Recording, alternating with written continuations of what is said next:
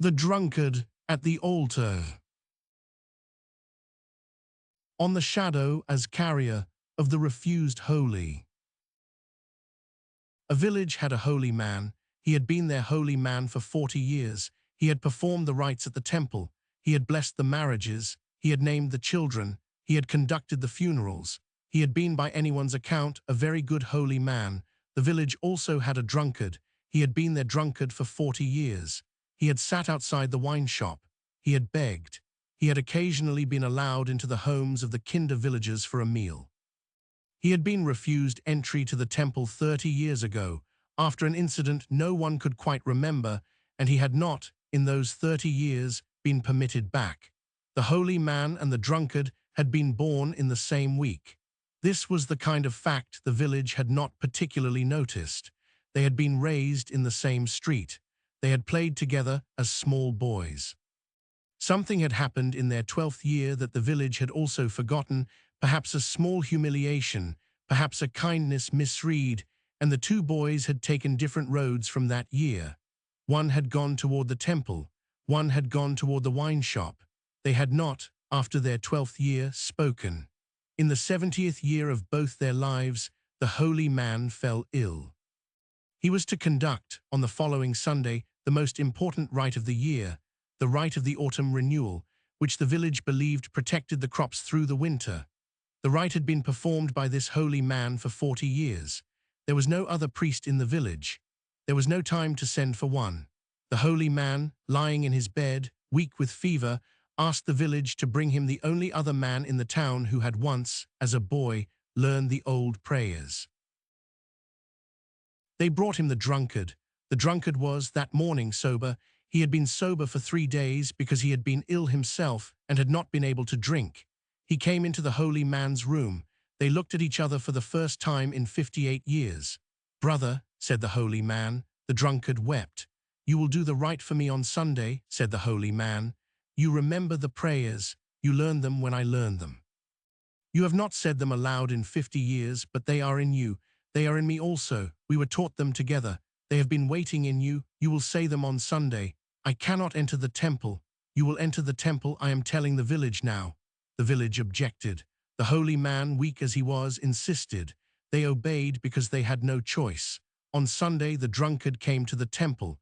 He was, by that morning, not entirely sober. He had drunk a little.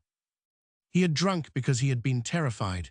He stood at the altar with the village in front of him. He opened his mouth to begin the prayer. What came out was not the prayer he had learned. It was the prayer was meant to be. He said it differently. He used the same words, but in a different order. He paused where the old order had not paused. He raised his voice where the old order had been quiet. He fell silent where the old order had been loud. The prayer became, in his mouth, something the village had not heard before, and yet had been hearing in some incomplete form for 40 years. The village wept. They had not known the prayer could sound like that. They had thought the prayer was the form the holy man had given it. They understood now that the form had been only a vessel, and that the wine in the vessel had been the same all along, but that only the drunkard had drunk enough wine in his life to know what wine was supposed to taste like. When the rite was done, the drunkard stood at the altar in silence. He looked at the village. "Ed, I have been carrying this for you for 30 years. You would not let me say it sober because I had no permission. Drunk, I had no choice. I have been the part of the prayer that the temple refused. I am sorry I have not been a holy man. I am sorry I have not done my work well. I have done what I could, which was to keep the wine warm in the wine shop, until the day a holy man would fall ill and the village would need to remember what the prayer had been for." He walked out of the temple. The holy man died 2 weeks later. The village asked the drunkard after the funeral to be their next holy man. He refused. He said, "The wine is not in the temple. The wine is in the wine shop. I will sit as I have sat outside the wine shop. When you need the prayer said the other way, come and get me. Otherwise, let me sit. The village needs a drunkard. The village does not need 2 holy men. The holy man you lost was the best one you will have. I have only the wine he refused." The wine and the holy man are the same prayer. They cannot live in the same body. They live in this village, in him and in me. He has died, I am alive. When you need the wine, you know where I sit. The village left him alone. They came to him in the years that followed, for the prayers the holy man had not been able to say, the strange ones, the unsanctioned ones, the prayers said over miscarriages and quiet shames, and the small private griefs the temple did not have a name for. He said the prayers. He did not require sobriety. He did not require permission. He said them in the way the prayers wanted to be said. He lived for 15 more years. When he died, the village buried him next to the holy man in the same earth. They were brothers again, in the ground, as they had been before the 12th year.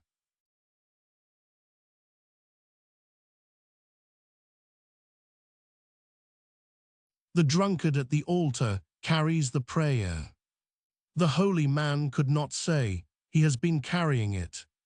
For 30 years, he is not a failure of the temple, he is. The part of the temple refused. When the holy man falls ill, the village must go to the wine shop. The wine and the temple are the same prayer.